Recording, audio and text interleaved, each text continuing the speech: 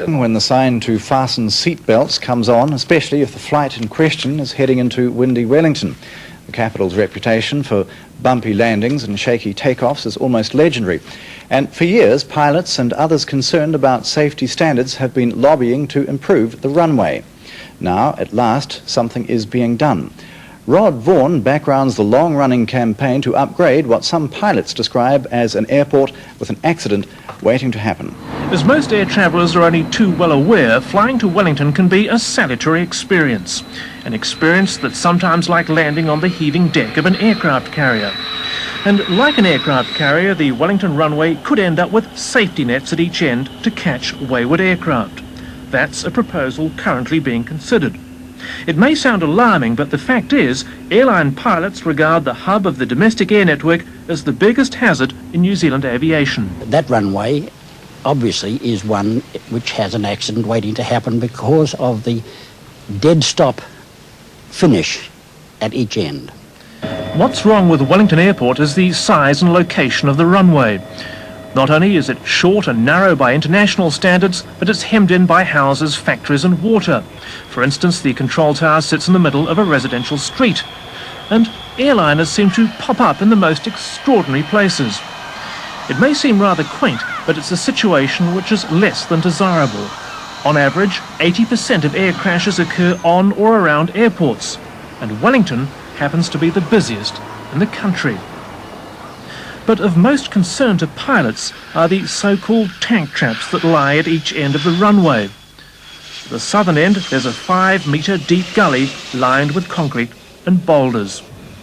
While at the northern end, there's a 12-metre drop onto a busy road. A road which has a gas main just below it and trolley bus wires just above it. Some people believe it's only a matter of time before there's a catastrophe. The true resource at Wellington is the runway. Airports are about runways. It's nice to have nice cocktail bars and VIP lounges and all these things. I enjoy them too. But the runway is the first priority. Fix that, then get on to all the other things. No matter where the money's coming from. That's an argument for the accountants who will argue forever about that. Are you saying that passengers are being exposed to an unacceptable risk at Wellington because of the shortcomings of the runway? No doubt about it whatsoever. In 1963, an NAC Viscount became the largest aircraft to run off the runway. Fortuitously, there was no loss of life, but today's jets may not get off so lightly. A 737 forced to abandon a takeoff should, in theory, not run off the end of the runway. But should it blow a tyre on a wet runway, it may just run out of room. And it need only run off the runway at a speed of 20 or 30 knots for it to disintegrate and explode. Then there's the problem of jets encountering a weather condition Wellington is notorious for, wind shear. A jet coming into land could find itself dumped in one of the tank traps because of an unexpected change in wind speed or direction. To date, it's been mainly the skill of pilots that's prevented such accidents from happening.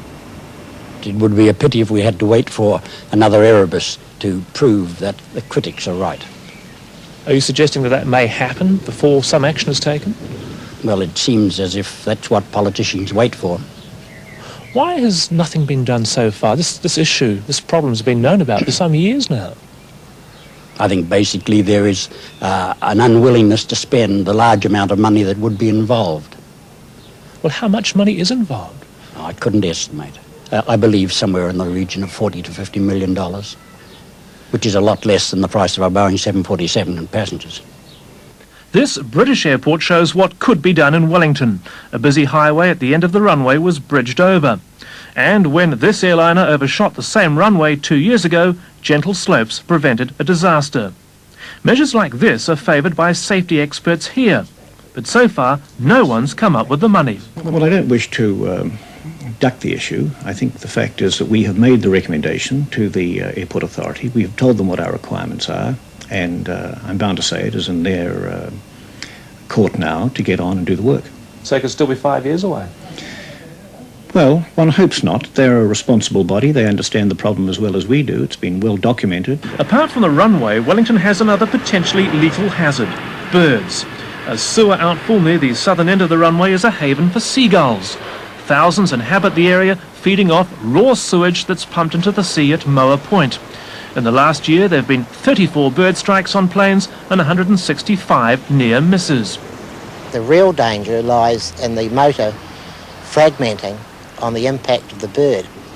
That means parts of the impeller blades can fly off, puncture the fuel tanks and the fuselage of the aircraft. Is that a possibility here at Wellington? Oh, very definitely. I mean, it's a possibility with any jet motor. And I think that the scene today is that airlines are forced to go towards the most cost-efficient aircraft, hence the wide-body jets with these very large motors. And the Boeing 767, for instance, the intake of that motor is about 2 metres diameter, and so that it becomes a rather bigger hole for a bird to go up. Just when the airport's bird problem is going to be resolved is a matter of conjecture. Plans are in hand to temporarily upgrade the sewage outlet pending the construction of a full treatment station. But it could be 2 years or more before this happens. However, there could be swifter action on upgrading the runway, but it may be a long way short of what the pilots want. The airport authority is apparently on the brink of making a decision. I think we have to address the very difficult question of the trolleybus wires at the northern end. That's a very difficult question because we can't put them underground, as you'll appreciate. We have also got very large concrete blocks at the southern end, and that has to be addressed. And then if there is sufficient money, we have to bridge the southern end, the Moore Point roadway, and then if there is even more money, then we will proceed to extend the runway. I think that latter option is rather unlikely. News of the planned improvements has been greeted cautiously by pilots. They want to know when the work will get underway and just what it will involve. Anything less than bridging over both tank traps will be viewed somewhat cynically. In the meantime, some aviation experts view with concern Air New Zealand's decision to use Wellington as a diversionary airfield for its jumbo jets. Given the limitations of the runway and the bird strike problem, they believe it's only hastening the day when an airliner comes to grief at Wellington.